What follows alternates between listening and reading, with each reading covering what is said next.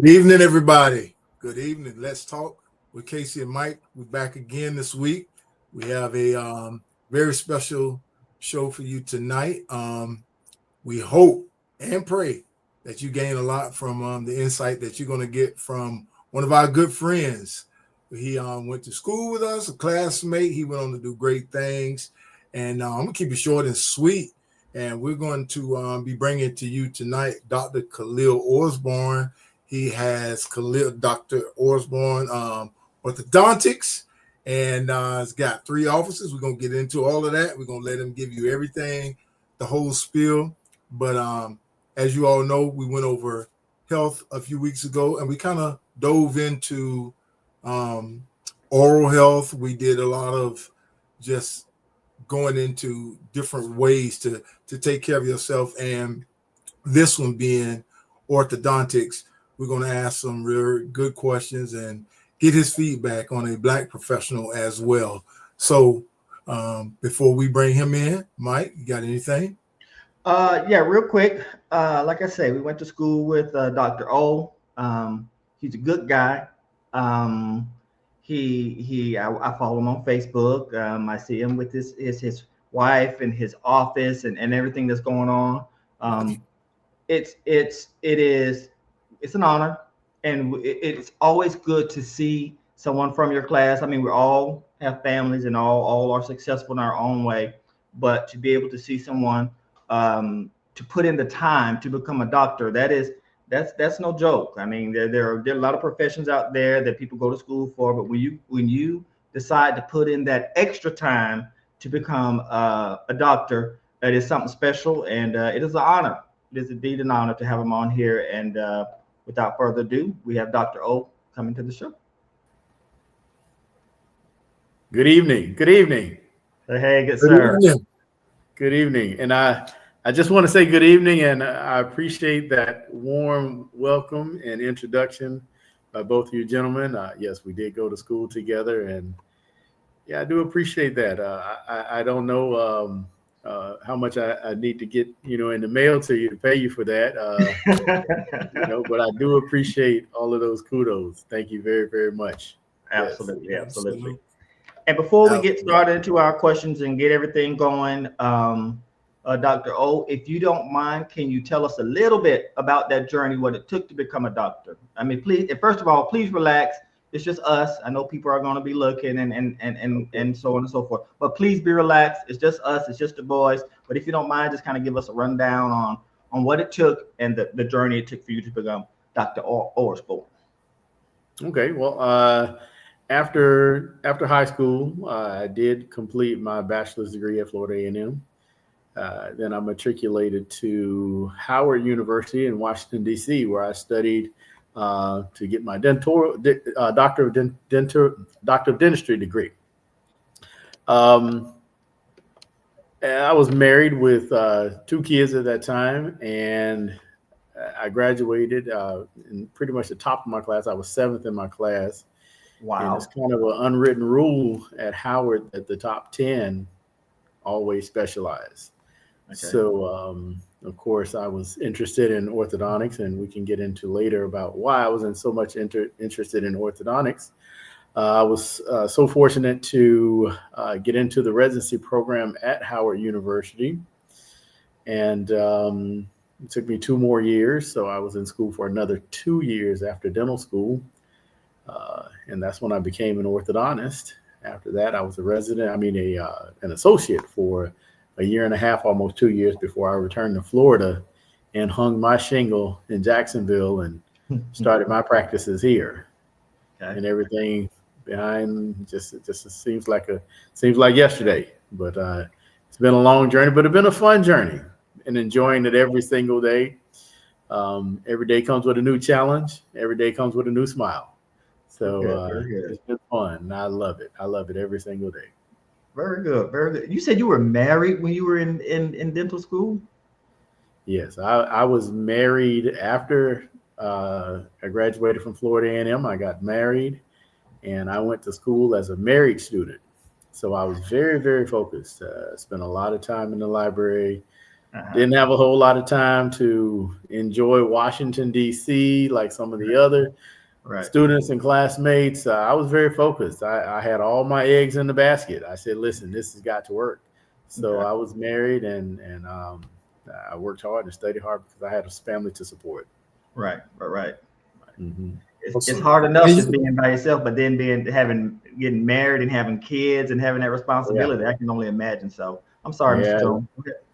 No, not at all. He's always been laser focused, man. We've known each other for decades, and just even as a team, man, it's just he always had that laser focus. You know, we just knew it was going to be something special. We knew, we just didn't quite know how special. But along that journey, you know, there were certain things that a lot of people were led in different directions. But what inspired you into being an orthodontist in particular? Well, in particular, in my family, I have, doctors and lawyers and veterinarians, teachers, all those walks of life. And I was more of a maverick. I said I didn't want to do anything that everybody else was doing. I didn't want to do any of that. Right. So when I was growing up, there was a dentist in Gainesville, Florida. His name was Dr. Cosby. I don't know if you guys remember Dr. Cosby. I remember Dr. Cosby. E.A. Cosby was my dentist. And I enjoyed seeing him and going into the dental office and playing with all of the water spigots and all of that. And it really kind of, sat in my head like, wow, this guy is, I really like his field, what he does. And I just kept that in my mind as I was trying to figure out what track I want to go in once I got into Florida A&M. So it was going to be either going to medicine or going into dentistry. And after I kept pondering on it, I finally made the decision that I wanted to go to dental school. And that's when I started on that track to go ahead and make it to dental school. So E.A. Cosby was my role model. That's that is a flash from the past, man. That's flash from the past. Yeah. Wow, that's right. It's up there on 4th Avenue, I think it was. That's right. Yeah. My mom used to take me. That's right. He used to drive in that that red car he used to drive around in. Wow. That was Dr. Cosby right there. He got a memory. Yeah. Wow. E.A. Cosby. Wow. Yeah, he's a legend. So being that you locked in on that you locked in and you were laser focused, what would you say the age was where you took all of that, playing with the instruments, playing with the water spigots? What kind of, mindset and what age were you when you really thought that was going to be an avenue for you? I would say about 10, 11, 12. That's when it kind of really started to kind of fester in my mind that, this could actually be a journey that I could go on. So as you're starting to develop that track in your head, like, what am I going to do when I grow up? You see all these people and what they do, and you're trying to figure out what you like and what interests you and just what drives you. And I saw how he would always help. So, he was always helping people, that's another thing. He would give from his heart. And if you needed something, Dr. Cosby was there for you. It didn't matter. He was just such a giving spirit and heart. Yeah. And that really, really struck a chord in me. So I will always remember Dr. Cosby since I was a young man, growing up and coming through.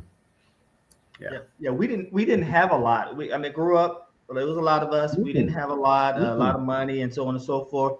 But you could go to Dr. Cosby and he would be fair to you and make sure that you got what you need, because back then, I think things were a little different. Not different then. He knew my mom, he knew my dad, he knew all my brothers and sisters, and he understood your situation. And as long as you were honest with him and paid him and it didn't have to. He would work with you. He would work with you. And like I said, I'm not trying to say we were that bad off, but he understood the situation, and it was very personal with him. It was very, very personal, and that's how he treated us. I mean, I can't say everyone, but I know he treated us and my family like we were family.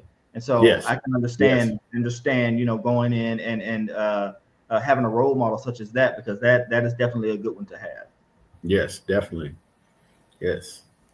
Being a black professional, Yes. how often would you say that you find yourself in that setting where you may likely be the only one, being the only one in any given sitting, or um, banquets, or professional dinners or things of that nature? Has there ever been a time where you found yourself being the only one? All the time. All the time. Uh, Orthodontists in America only make up 3%. Black orthodontists make up 3% of the orthodontists in the United States. Yep. So there are only 3% of all orthodontists in the United States are So I African guess when you American. go on conferences and you have to go out of town to go to certain events and things of that nature, I guess it really shows and really shines through that it's only 3% of Black orthodontists in the United States. So I guess Yes. it's in your face when you go. You can't help Yes. but see it. So, and that's another reason why we're really proud and happy to see that a friend of ours or someone we know went that extra mile to put in the time to become it. And y'all, he's not paying us. We're just happy and we're proud of him. Not proud of him like he's but to be able to see it, it makes us feel good about us, and to be able to see you out there succeeding like that. And so yeah, just get used to this, because we are proud of you. And so it is an amazing thing, because I see you on Facebook and your family and your loving family, and to be able to do that. And I didn't know you had 3 offices, and to have 3 offices, I mean, that you aren't just an orthodontist. You're an orthodontist with the vision, with the dream, to not just have your office, but to have all those other offices. So again, we are over the hill to see one of us out there doing it, because it's not always easy being 3%. No, no, it's not.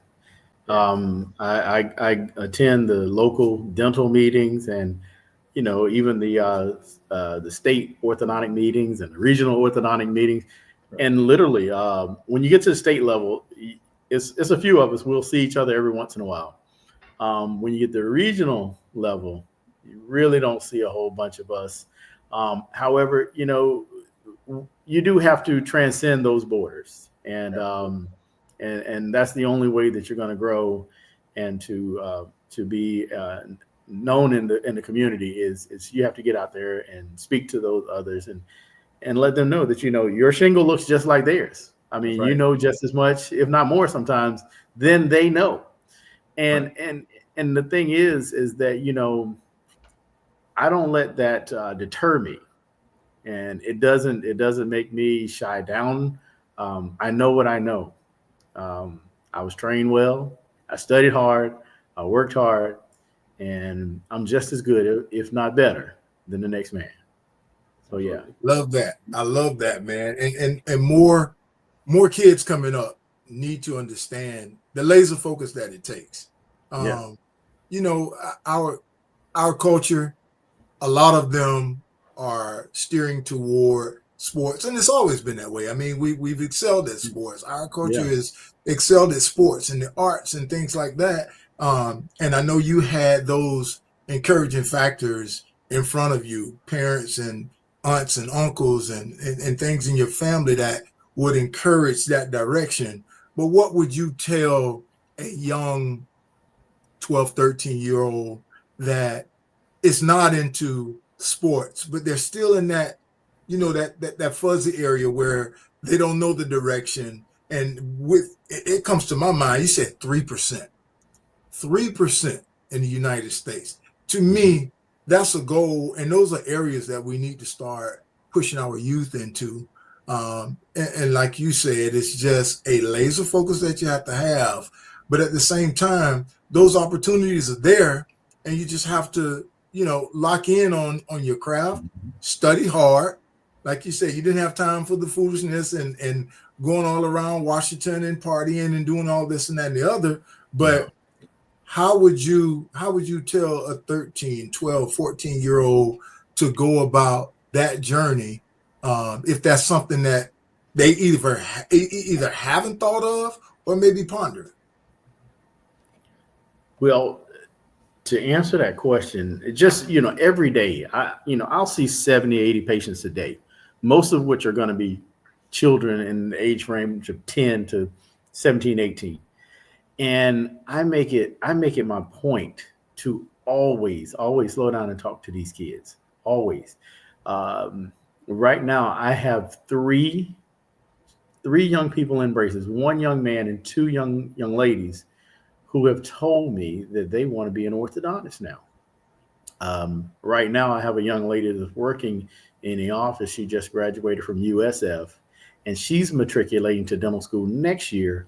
But right now, she's learning her craft. She's working in my office with me. So what I want to do is try to cultivate some of these young minds and put some seeds into fertile ground.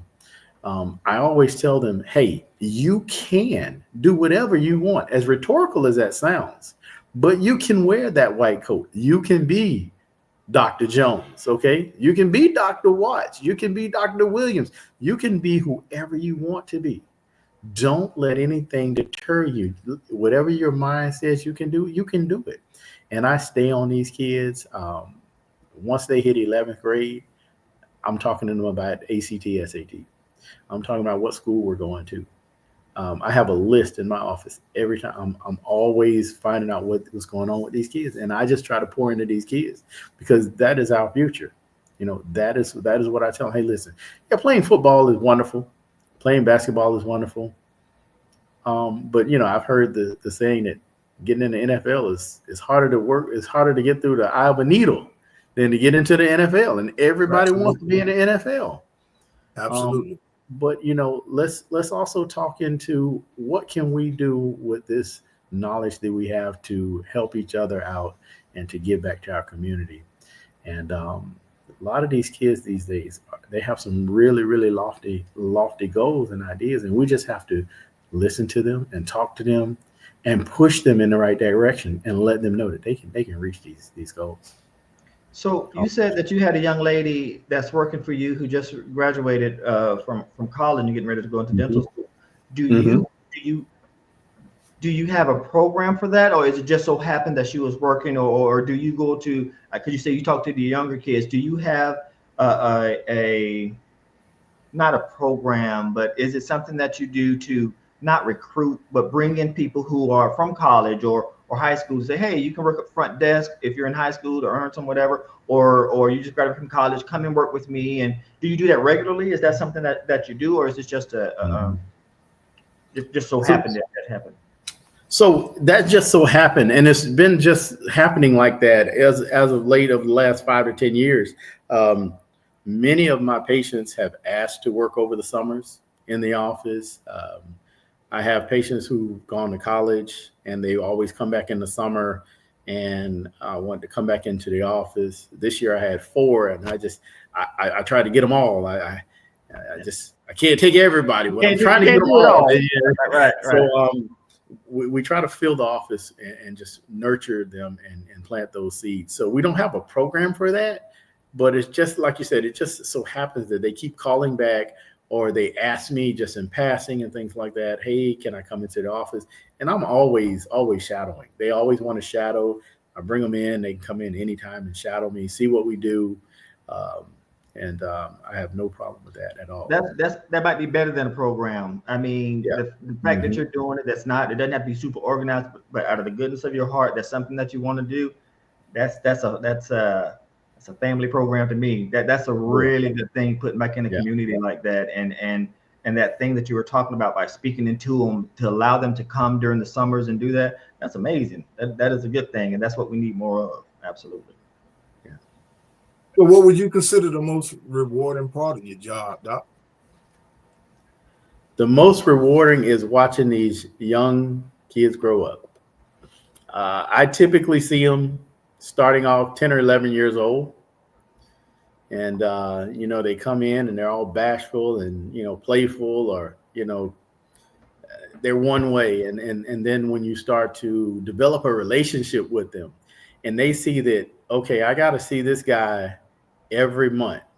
Okay, well, he's not so bad. And he's making my teeth straight, and I come in, we have fun, we change the colors on my teeth, and oh my goodness, my teeth are changing, and he's giving me a high five and asking me about school, and we talk about the football game, and I'm a cheerleader and this and that, and the fifth, and just watching them grow up and be from children to young adults to even adults, that's the most rewarding, is to watch them just grow up and change.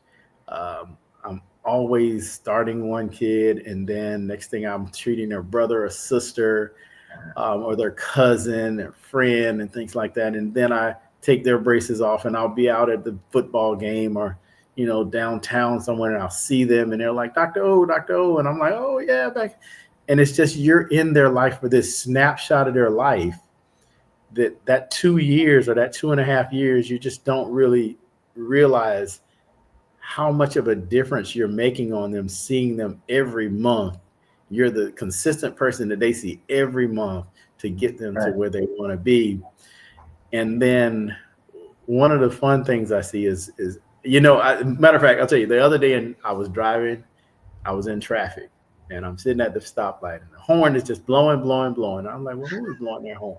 I look over, and it's this young lady. I probably treated her 5 years ago, and she's just waving out, doing the, hey, doctor. Those are the things that just warm my heart. It's like, wow, I remember her when she was, 12 years old. Now look at her over here, 17, 18-year-old, driving, smiling, just living life. And I was a part of that development just for 2.5, 3 years, and they always remember you. As a matter of fact, true story. I'm now treating the third generation of one family. And it started 2 weeks ago. I treated the mother, and then her 2 daughters. And now one of the daughters brought their 10-year-old daughter to me 2 weeks ago. That's amazing. Generation. Now that is amazing. So I do have a question real quick. So you see these patients, every month for 2.5 years.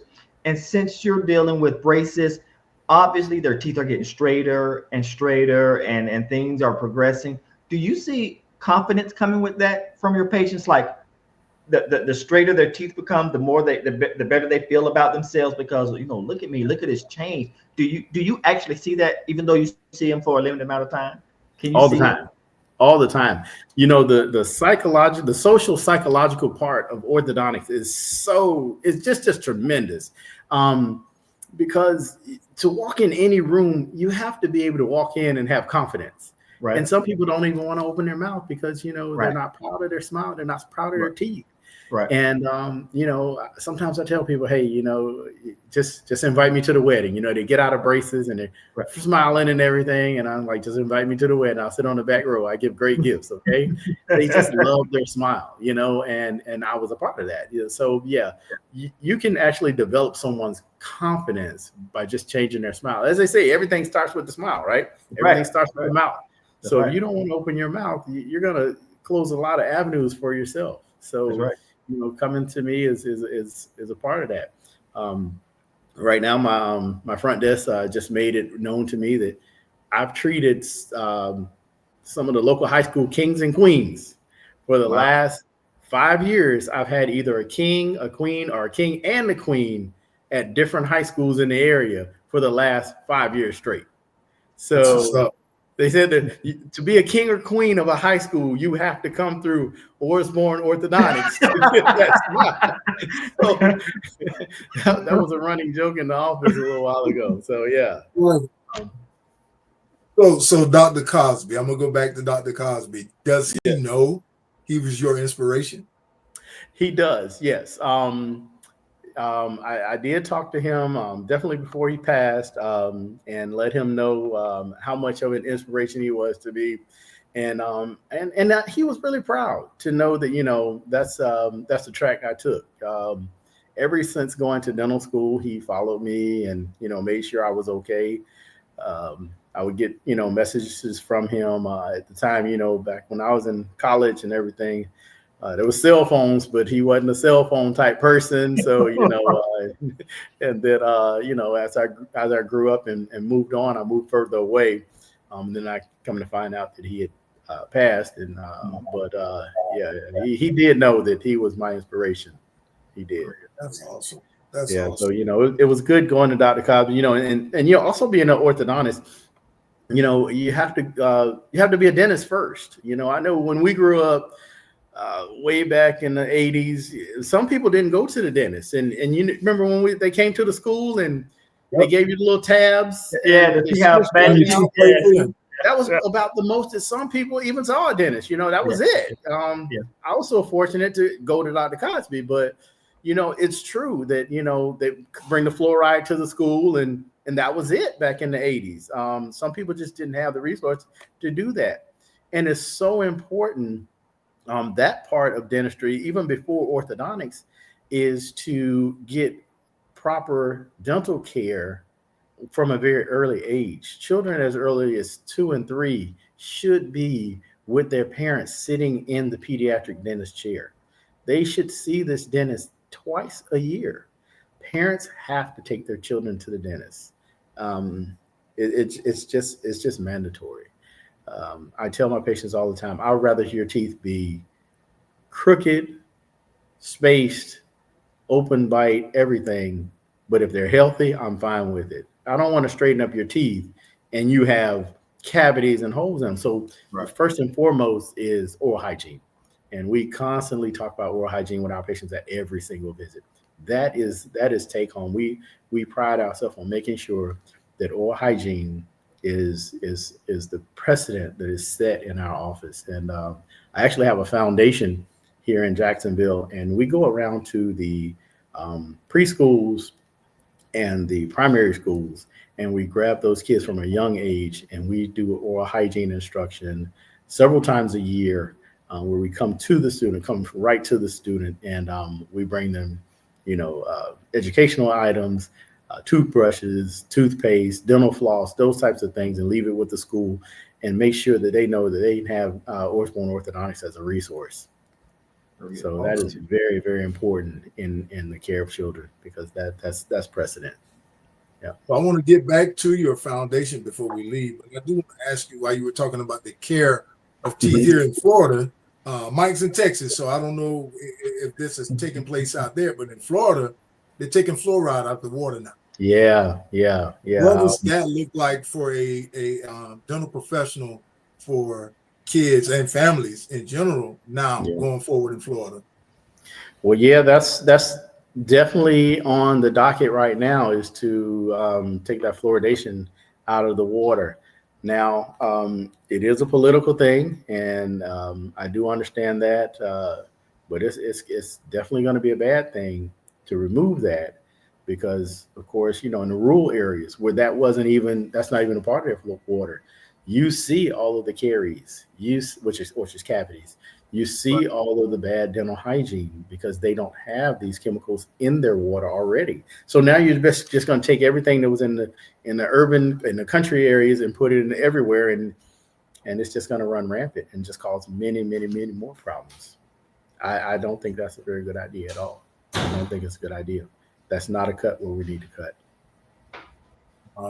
Wow. It's hard to think about that taking place in this day and age, 2025, and they're going to do something of that nature. We hope it doesn't, pass and stay if it does, but that's something to think about. And I just want to look these parents in the eyes. Y'all heard Dr. O, even as young as 2, get your children to the dentist chair. Yes. Let them get comfortable with visiting a professional. Let them understand how important it is, because it has a whole lot to do. You already heard him say the confidence factor.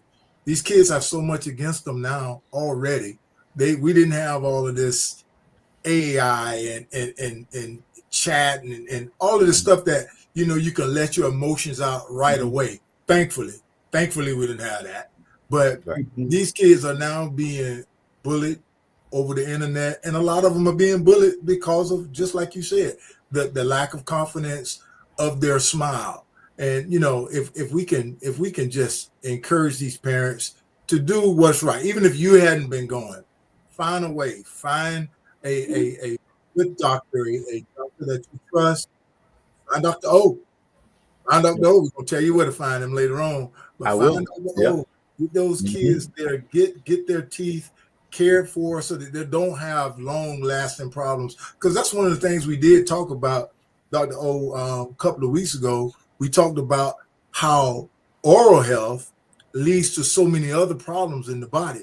And I don't Correct. think a lot of people know that that is the through point to a lot of infections in the body.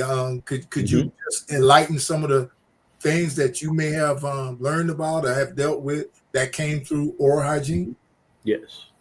Well, the saying is, and it is true, that your mouth is a reflection of your internal body. The mouth is the first orifice in which anything can enter your body. So if that is not healthy, all of the bacteria and, of course, their acids and their waste products are therefore emptying into your body. And some of the aura that's in your mouth is not designed to be in your digestive tract. So therefore, you're throwing off all the bacterial flora throughout your body. So it's kind of like a domino effect. If the first domino falls, every domino behind that is going to fall. So your mouth is definitely a mirror of your internal health.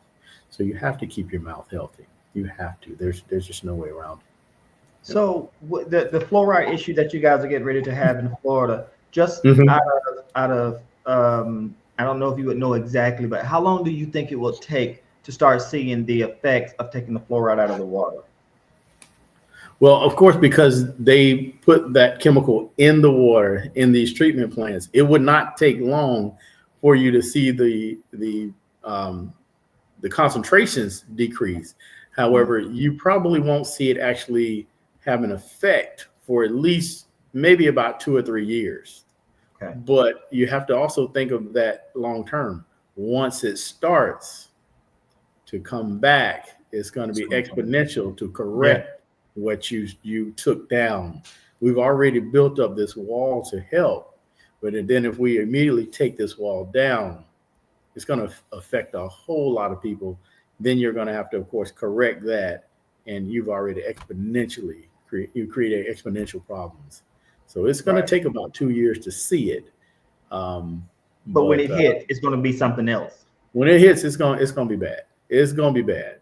So and then of course, now you're talking some people who don't even go to the dentist, who just rely on just daily brushing and getting those minerals in their water to help them. Well, they don't have them anymore. So what are they to do? They don't go to the dentist already. So now it's just one problem begets another problem begets another problem. Okay. Well, that was my question. My next question, what you just said, what do they do? What can someone do that once we get to that point, that there's no fluoride in the water, there's not that constant chemical help? How do we manage that for people at home? What can we get to offset that? Well, of course, there are fluoride rinses that you can purchase over the counter. And that's about the only thing that you can do over the counter is purchase a supplementary fluoride rinse. And they do have that at Walmart, Target, those types of places, CVS. You can get a fluoride rinse. Just like when you brush your teeth, just rinse with the fluoride. You can do that. That doesn't take the place of going to it doesn't take the place of going to a No, it doesn't take the place of that. Not at all. Okay, we have talked about the things that you've done. Oh, I'm sorry, Casey, you can go ahead. No, go ahead. We've talked about you in school. We've talked about some of the issues that you have to deal with. We know that your schedule is probably slammed constantly, but I want to go to a more personal deal. You're constantly working. You're doing what you need to do. So what do you do to decompress, to enjoy your life? I mean, you're working, you're providing for your family, you're doing all those things, but what does Dr. O do to relax? Well, for me to relax, I enjoy coming home like a night like tonight. Tonight will be relaxing. Uh, have a little bit of jazz playing and just kind of just sitting there and as I pontificate on the answers to the world. Quiet, reserved. Have my children that run around the house doing their homework and things like that. That's how I kind of relax and unwind. Um, I try to set my schedule so that it's not so rigorous. And as I get a little more gray and a little more seasoned, um, try to make my schedule where it's no longer where I'm in that rat race and that constant, hamster wheel. Go, Right. go, go, go, go. So one day a week I don't start until 9. Another day of the week I end at 3. Okay. 2 days of the week I go all day, and of course I don't work on a Friday. So Okay. with being a specialist, it has given me the opportunity to kind of schedule accordingly to give me a little more time to relax. Very good. Also, what I do is I'll work. I'll make my schedule where my wife and I can take a trip. For the last 3 months of the year, we can just kind of relax and unwind, and just be thankful for the hard work that we've done for the year. Absolutely. So I'll set my schedule where we actually take a vacation every month, but that's just in the last months of the year, and Very then we'll good. get back to it. Yeah. That's Mhm. good stuff. That's Yeah, good it's, stuff. it's all about time management. I went to a conference one time, and I was talking to a older orthodontist, and he said, "So all of y'all work 4 days a week, right?" And everybody was like, "Yeah, yeah, we're 4 days a week." He said, "Let me tell you what I do. I work 5 days a week for 3 weeks out of the month, and then for the last week, me and my wife we leave and we go on vacation." So he leaves Friday after work and is gone till Sunday of the next week. And he made it clear. He said, and my staff still gets all of their hours. They just get it Wow. in 5 days rather than 4 days. And I get a whole week off every week, every month. I said, now that's effective scheduling. Right. Rather than That's going true. 4 days a week, he Yes. goes 5 for 3 and takes his wife away, and they really vacation um, Ah, for the last 7, 8, 10 days of a month. So I said that's that's effective scheduling. that's Yeah. yeah. You know what he's doing. So the other two offices that you have, so you have other dentists or orthodontists, or do you have other doctors working for you, or how do you No, I'm a one man show. I'm a one man show. Now Whoa. I have a lot of assistants. So I have 6 chairs in all of my offices. So every day we have patients in all of these chairs. And then of course I see the patient, and then my assistant does the work that I prescribe to be done. So I'll see patient after patient after patient after patient while the assistant is doing the work. Right. And we see more patients by having more chairs. Yeah. Okay. So orthodontists are very high volume. Not like the general dentist where general dentists have to sit there and do one patient for 30, 45 Yes. minutes. Yes. Well, I'll see 4 or 5 in a column, in one 8 to 8:30 period. I'll see 4 or 5, and then from 8:30 to 9, I'll see 6 across, and then come back. I'll see 4 across it. Now I Yeah. understand in the beginning when you said you see 60 or Right. 70. Right. I was like, Yeah. okay, now I have to find out how that works. Now I understand. Okay. I see them, but the running joke in the office, most patients and a lot of them say, Dr. O doesn't do any work. He just come over and say, hey, and tell him to change his ties and put in a different wire, and he'll see me back next month. They say the assistants do all the work. Wow.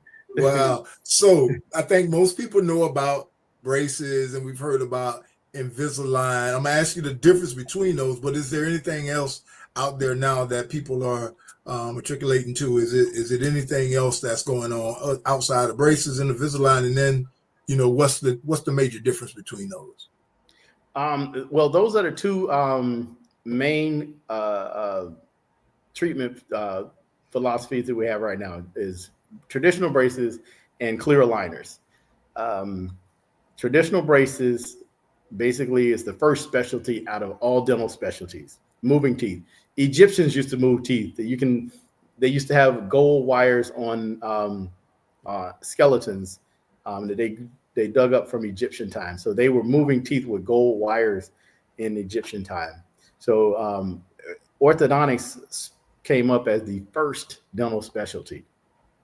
And from when it was developed to do 3D printing, when we were able to do 3D printing, then we were able to start making clear aligners to do the same thing as braces. So if you know the philosophy behind moving teeth with braces, you can transpose that to clear aligners, and therefore now you can move teeth with clear aligners. So clear aligners was birthed out of the traditional orthodontics. I went to school for orthodontics. Most general dentists do clear aligners because, of course, they didn't go to orthodontic school, so they do clear aligners. But every case, I want everybody to know, every case is not a clear aligner case. Do not let your dentist tell you that they can do everything with a clear aligner. Okay, that is not true. All right, a piece of plastic does not do everything that a traditional wire will do. Okay, so yeah, something from the orthodontic community. Don't think the dentist can do everything. Okay, right. So let's hit on your foundation first and foremost. Can people give toward your foundation? If so, how? Yes, my foundation is the OrsbornFoundation.com. And we are a nonprofit foundation that our main goal is to provide oral health and counseling and direction to young children here in the Jacksonville area specifically. One of our major goals every year is to raise money to give scholarships to high school seniors matriculating to college. Of course, our first tier are those who are going on the dental track. The second tier, of course, is health professionals. And the third tier is allied health. Last year, we gave 7 scholarships. We were able to raise $13,000, and we gave 7 scholarships to deserving students here in Jacksonville. This was our second year, so that was our second annual. And now we're gearing up for our third year of doing it. So if you are interested in finding out more about our foundation, which we really would appreciate the support, is the OrsbornFoundation.com. And stay tuned. You'll see some things coming from it very soon. Okay, very good, very good. So what we'll do is we'll put that out there. We're going to put it out there, when we have some of our other podcasts. And if you don't mind, maybe later on in the year, you can kind of report and come back on the show and kind of let us know how things are going, and to help you as much as we can to support that foundation. Okay. We know you, so we know it's a good thing. I'll be glad to. And before you go, let the people know about your locations. Where can they find orthodontics, Dr. Orsborn Orthodontics? Where can they locate you? All right. The best way to reach us is OrsbornOrthodontics.com. We're also in Jacksonville. You can reach us at 904-745-4555. We do have practices on the north side of Jacksonville and on the south side in Argyle and Oakleaf area. Okay. We would love the chance to consult with you. If you have any questions about orthodontics, about dental health, if you're just looking for a dentist, Dr. O loves to talk. Come on by my office and just say, I just want to talk to Dr. O about dental health, and I'll be more than happy to sit there and talk to you about it. Very good. He's taking new patients. He's not that far away. If you don't live in Jacksonville, look up Orsborn Orthodontics. Dr. O, it's been great, man. We appreciate it. We love you, dude. Keep doing what you're doing. We're definitely going to stay in contact, man. And thank you again. Yeah, well, you know what? This podcast was a very, very wonderful experience. I would love to come back and do it again sometime. Let's do it again.